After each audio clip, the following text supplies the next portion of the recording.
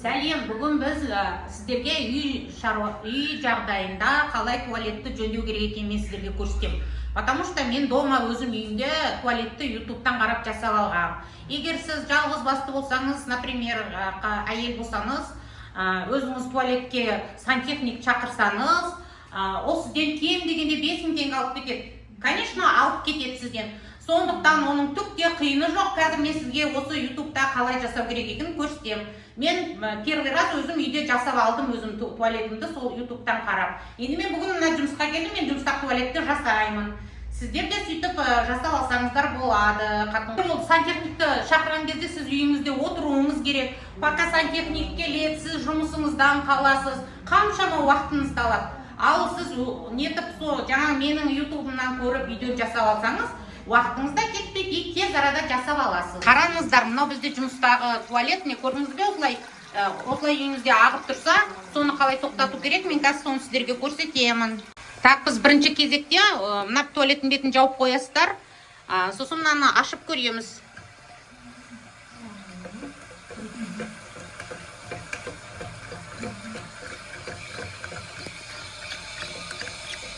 Не, осысын ашып аласыз.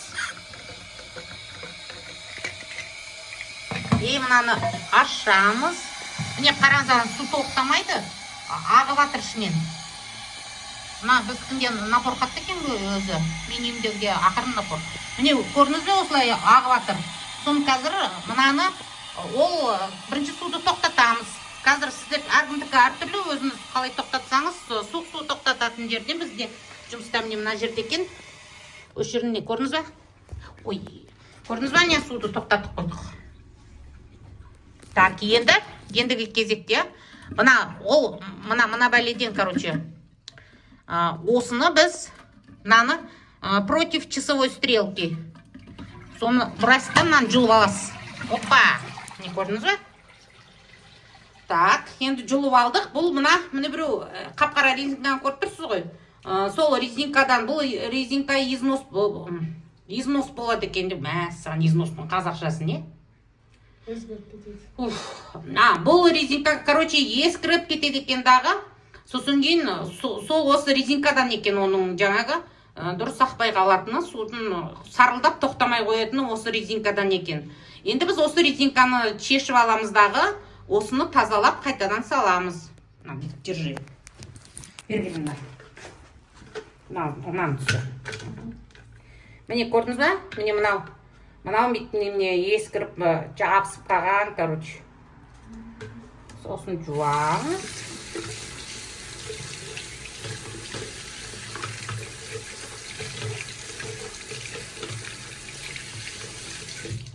Жудық. Немене мына шеттен ба? Ал кішкене басқалай екен. Ойбай. Міне мынаны түгел тазалап жуыңыздар, мынандай кір-кір болып кеткенді. Мынаны түгел тазалап жуыңыздар.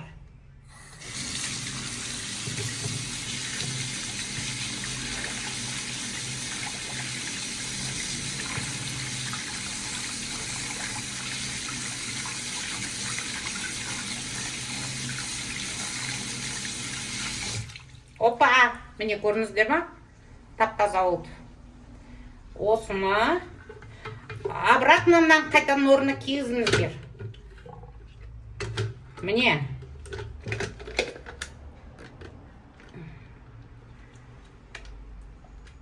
Міне осылай.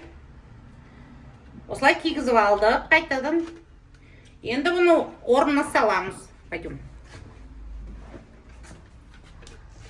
Мына бәрін жуа салайын, тұра тұрыңыздар. Қайталып тұрды. Мына шеттерінде нетіп жасып, құм сияқты тас болып қалады екен, соның бәрін жуып тазалаймыз бүйтіп. Көрдіңіз бе? Чистай алдық. Қайтадан бұны алып келеміз.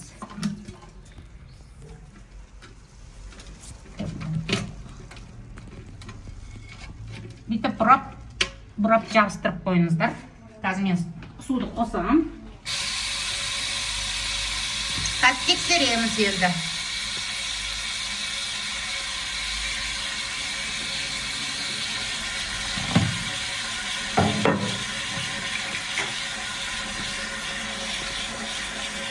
көрдіңіздер ме қалай? Оп оңай.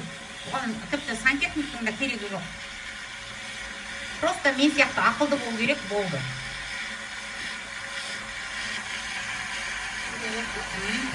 Например, если одан сайын тағы да мынаны қойып алдыңыз ғой, мына біреуді қойып дұрыстап қойып, тазалап жуып қойып алғаннан кейін қайтадан ағып тұрса, онда значит ол мына біреу поплавоктан, осыны біреу поплавокта отрегулировать ету керек, мынаны төмен қарай түсіруіміз керек. Өйткені бізде қазір су толып кетіп, и мына біреуден су ағып жатыр осының үстінен. Сондықтан біз мынаны төмен түсіруіміз керек. Міне көрдіңіздер ме, міне біреу шеттен аласыздар да, міне біреуді соны шығарып алуымыз керек екен.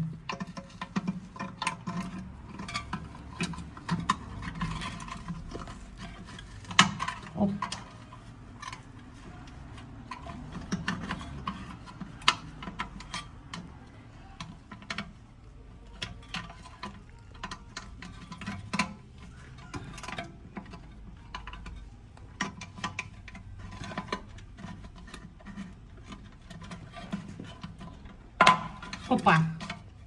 Так енді көреміз.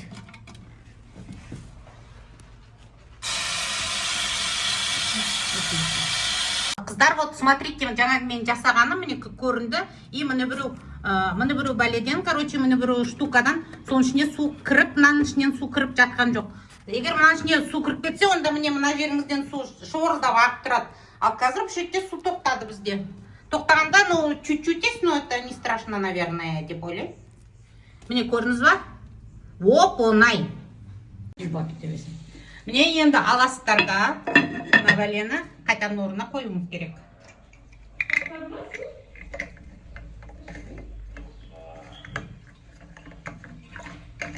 Ой, что такое? Қазынан бұраймыз қайтадан. Ой, мынаны бұray алмай тұрмын.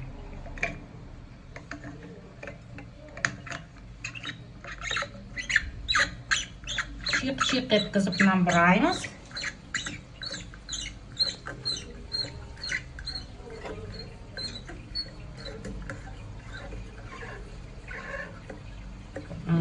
Вот, смотрите, теперь ана суды тексеріп көреміз. Міне су толып жатыр. Қазір соны тексеріп көреміз. Ағызып. Мен дұрыс жөндедім ба, жөндемедім ба? Вот мне су толды. Теперь суды пропускаем.